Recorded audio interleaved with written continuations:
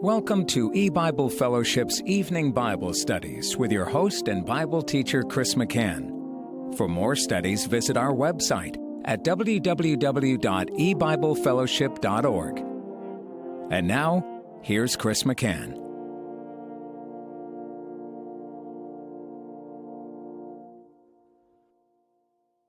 Good evening and welcome to E-Bible Fellowship's Bible study in the book of Genesis. Tonight is study number 19 in Genesis chapter 35. And we're reading from verse 16. And they journeyed from Bethel, and there was but a little way to come to Ephrath, and Rachel travailed, and she had hard labor. And it came to pass, when she was in hard labor, that the midwife said unto her, Fear not, thou shalt have this son also. And it came to pass, as her soul was in departing, for she died, that she called his name Benoni, but his father called him Benjamin. And Rachel died and was buried in the way to Ephrath, which is Bethlehem. Okay, in our last study, we looked at several scriptures that tie together Ephrath or Ephrata with Bethlehem, and it was the home of David and the son of Jesse, the family of David. It was the place where Boaz and Ruth had their son Obed, and it's also the place that Micah chapter 5 verse 2 referred to in reference to the birth of the Messiah, or the entry of the Messiah into the world. It would come through Bethlehem, Judah. And I'll read that verse again in Micah chapter 5. Micah 5 verse 2. We read there, But thou Bethlehem Ephratah, not Bethlehem Judah, but Bethlehem Ephratah, though thou be little among the thousands of Judah, yet out of thee shall he come forth unto me, that is to be ruler in Israel, whose goings forth have been from of old, from everlasting. And we saw how that Bible verse is quoted in Matthew 2, and the wise men went to Bethlehem after being informed of Micah 5 verse 2 and its direction there, and then they were warned of God not to return to Herod, so they departed another way, and Herod was furious. He felt he was mocked of those wise men, and he sent forth his soldiers and slew all the children 2 years and under, according to the time he had ascertained from the wise men when they first saw the star. And it was a terrible slaughter of poor little babies, and so the statement was made where the Lord quoted Jeremiah 31 in verse 15. In Ramah there was weeping and lamentation and mourning, Rachel weeping for her children. And so we saw that there's similarity, because Rachel did have tremendous sorrow in the birthing process. Giving birth to her son Benoni is what she called him, but then Jacob changed it to Benjamin. Benoni, son of my sorrow, and Benjamin, son of the right hand. So there was a difference where in Bethlehem, historically, at the time when the Lord Jesus was a young child, it was the children who were slain, not the mothers. It wasn't the mothers of Bethlehem. And yet in our account, it is Rachel herself that dies, and in her departing, she called her son's name Benoni. The son lived. The son did not die. Well, what's in view then as we look again to Genesis 35? Now we want to try and understand the spiritual meaning, what's going on, coming out of Bethel, we understand, leaving the house of God, the corporate church, on the way to Bethlehem, Ephratah, we understand, going to the house of bread, going to the place of fruitfulness. And that's exactly the spiritual picture of the time of the Great Tribulation, as the house of God had come under judgment, and God commanded his people to get out and go out into the world because the latter rain was falling. There was bread in Egypt, is the way it's put in the historical parable of the 7-year famine in the time of Joseph. There was famine in Canaan, representing the church, but bread in Egypt, typifying the world. Go out from Canaan to Egypt, leave the church, go out into the world to find bread. And that's a similar spiritual picture here. Go from Bethel to Bethlehem, leave. But during the trip, Rachel travails and has hard labor, and she dies in childbirth, but not before she names her son Benoni. Well, let's look at the word travailed. And as I mentioned before, the Hebrew word translated travailed as Strong's number 3205 is used often in the Old Testament. It's translated as beget or begat, bear, birth, delivered, labor, midwife, travail, and maybe a few other ways. And in our passage, it's found 3 times, translated 3 different ways. It's the word travailed, it's the word labor, she had hard labor, and it's the word midwife. The midwife said unto her, or the one who delivers said to her.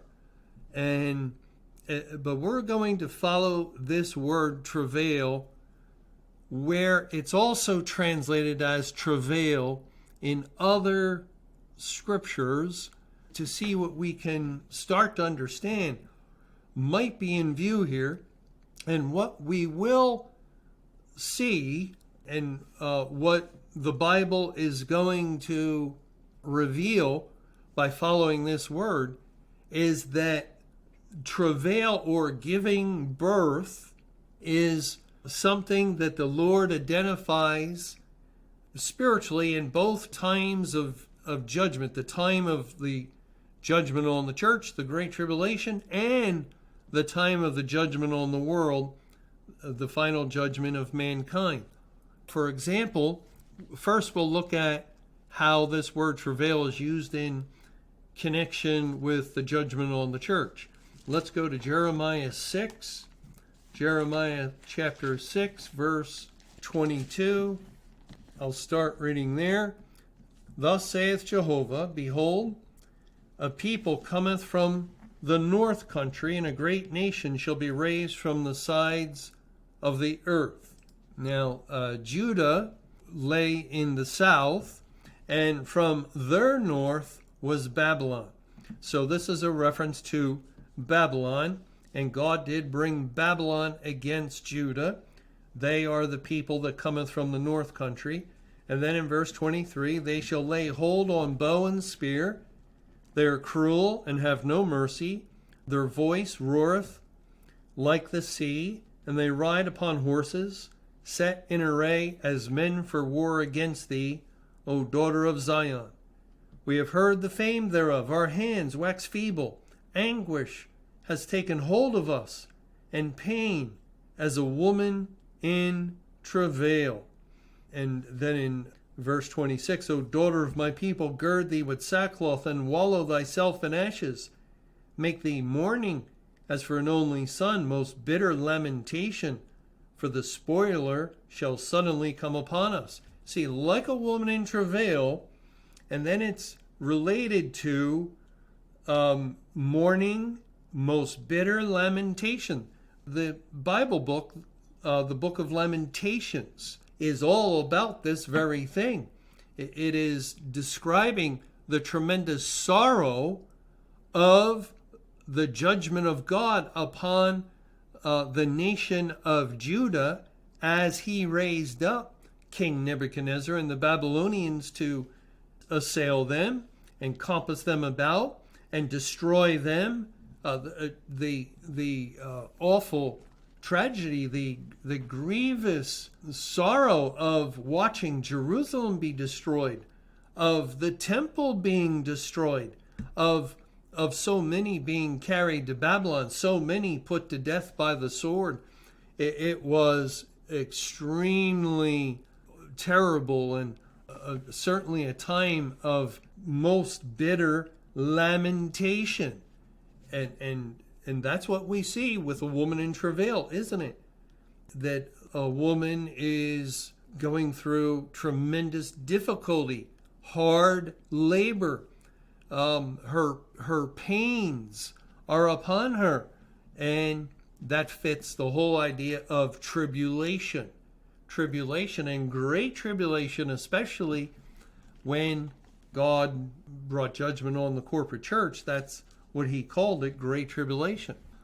Well, also, we read in Jeremiah in chapter 13, in verses 20 and 21, the word travail, where it says in verse 20, lift up your eyes and behold them that come from the north. Again, Babylon, coming to judge the corporate church, or historically to judge Judah. Where is the flock that was given thee, thy beautiful flock? What wilt thou say when he shall punish thee? For thou hast taught them to be captains, and as chief over thee. Shall not sorrows take thee as a woman in travail? And that would be saying the very same thing I just mentioned. The tribulation is sorrowful. It's just a pitiful thing to see the nation that you loved, and the nation that was God's representation on the earth, that represented his kingdom, destroyed by wicked men, by the enemies of the kingdom of God. The enemy was victorious. Very, very sorrowful. Well, also, we're going to see how the word travail is used in relationship to the judgment on the world. Now, keep in mind, now we're going to read about Babylon. And we'll also read that Babylon had an enemy come from the north.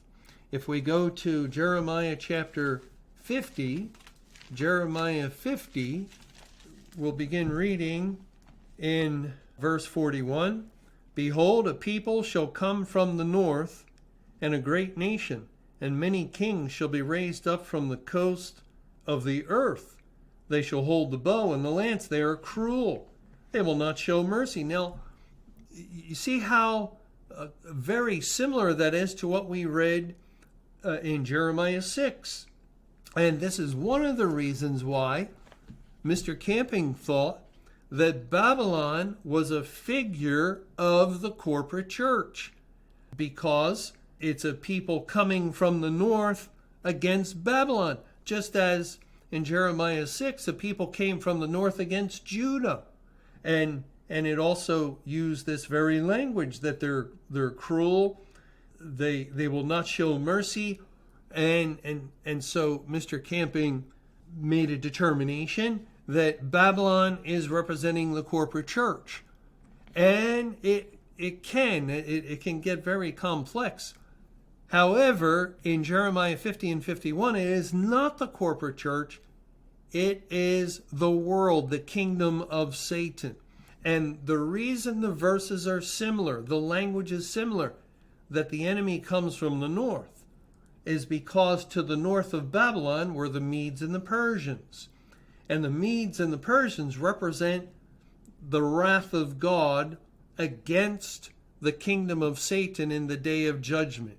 And we'll see that. We can prove that from the Bible.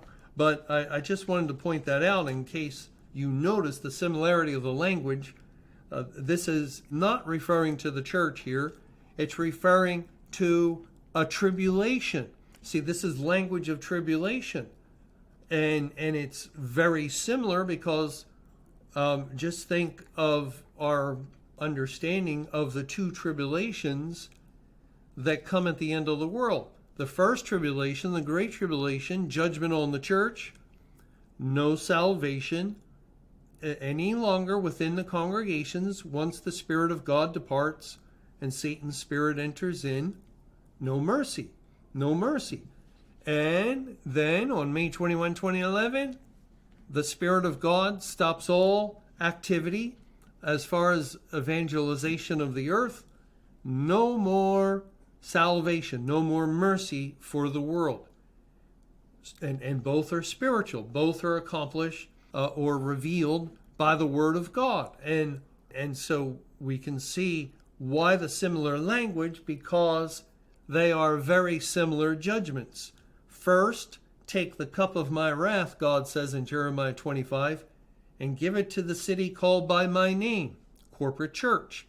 Then take the cup and give it to the nations. Same cup of wrath.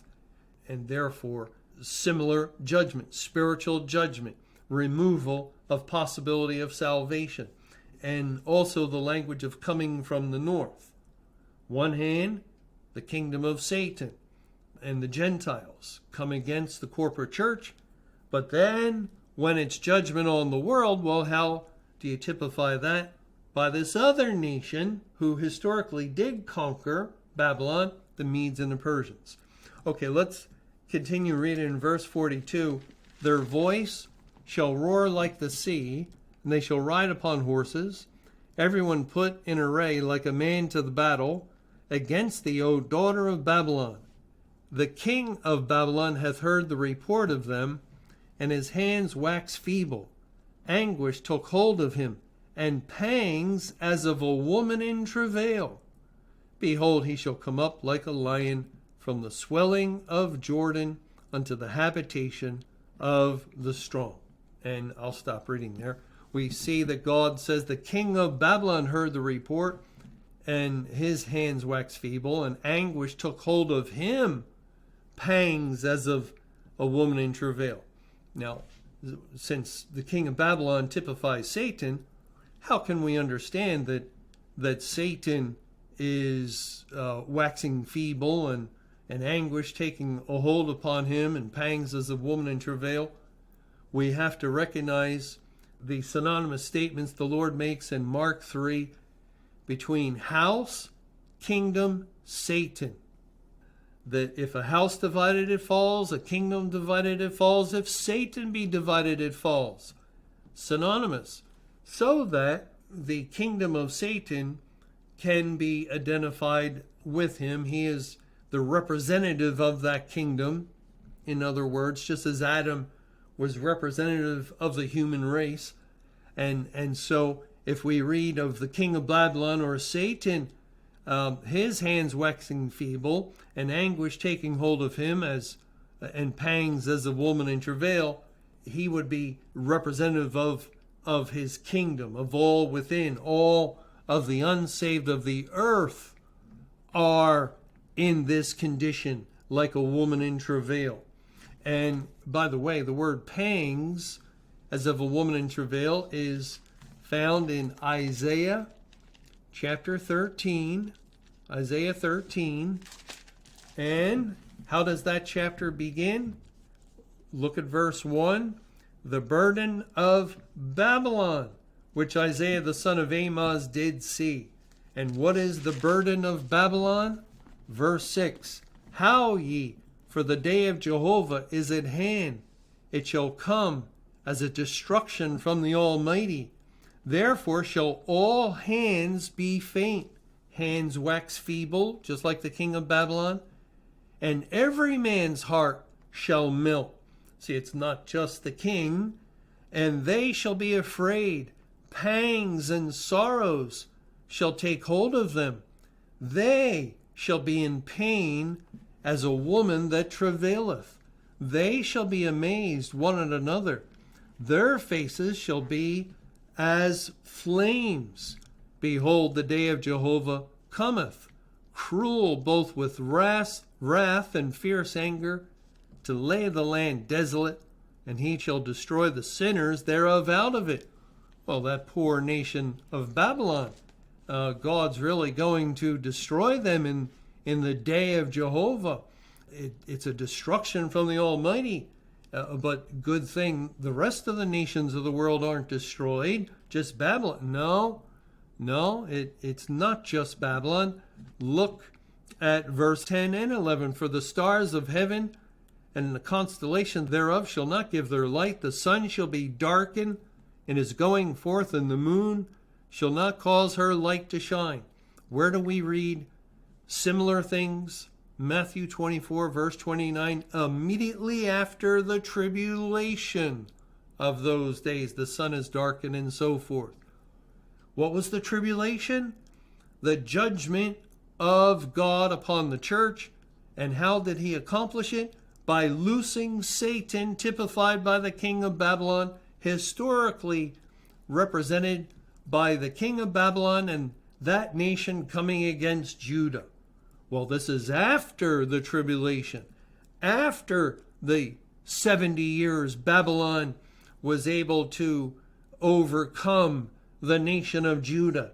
Then, out of the north, arose the Medes and the Persians. They're also mentioned here in Isaiah 13, in a chapter where God says in verse 11, just to make sure we get this clear, and I will punish the world for their evil and the wicked for their iniquity.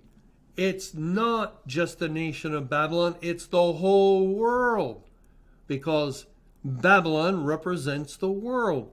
And in this judgment of God upon the world, well, lo and behold, the Medes and the Persians show up. In verse 16, their children also shall be dashed to pieces before their eyes. Their houses shall be spoiled, and their wives ravished. Behold, I will stir up the Medes against them, which shall not regard silver. And as for gold, they shall not delight in it. And it continues. So the historical situation of the Medes and the Persians conquering Babylon in Isaiah 13 is proven to represent the wrath of God coming against the world in the day of judgment, in the day of Jehovah. And at that time, mankind, or the unsaved inhabitants of the earth, their hands will be faint, their hearts will melt, they will be afraid, pangs and sorrow shall take hold of them. They shall be in pain as a woman that travaileth, or that is delivering, a woman delivering, about to give birth. And the tribulation will lead up to the delivery. Look around the world today. Look around. Are we seeing tribulation? Well, that's what all this trouble is about. It's what all the talk of division is about. The Babylon is fallen, is fallen. A house divided cannot stand. If you cannot stand, you're fallen. And Satan, if he be divided, he cannot stand, but has an end. It's the end of the world. It's the end of the evil kingdom of darkness of this world. And the nations of the world have fallen. The evidence of their fall is the chaotic madness, the chaotic divisiveness going across the nations, within the nations. It's not nation against nation so much, but the people that make up the nations against their own governments, against their own people. It is an evil going from nation to nation, as we hear reports of the severe trouble that is troubling the inhabitants of the earth, or tormenting the people of the world over this time period since May 21, 2011. That's what's in view. And just one last thing before we close our study. If we go to Isaiah 21, and in verse 3, we again read this similar language. Therefore my loins filled with pain, pangs have taken hold upon me, as the pangs of a woman that travaileth. I was bowed down at the hearing of it. I was dismayed at the seeing of it. My heart panted, fearfulness affrighted me. The night of my pleasure hath he turned into fear unto me. And then it mentions, prepare the table, watch in the watchtower. And in this context, verse 8, and he cried, a lion, my Lord. I stand continually upon the watchtower in the daytime, and am set in my ward whole nights. And behold, there cometh a chariot of men with a couple of horsemen. And he answered and said, Babylon is fallen, and all the graven images of her gods he has broken unto the ground. O my threshing and the corn of my floor, that which I have heard of Jehovah of hosts, the God of Israel, have I declared unto you. The reference to trouble or pangs have taken hold upon me as the pangs of a woman that travaileth. And then the refrain, Babylon is fallen, is fallen. It is the judgment of God upon the world. Well, okay, we've run out of time, but we can see that I went to a couple of verses that spoke of a woman travailing and her pain and pang and so forth, dealing with judgment of great tribulation, judgment on the church, and also a few scriptures dealing with the judgment on the world. Now, when we get together in our next study, we're going to go to 1 Thessalonians Chapter 5, and that verse tells us of the day of the Lord.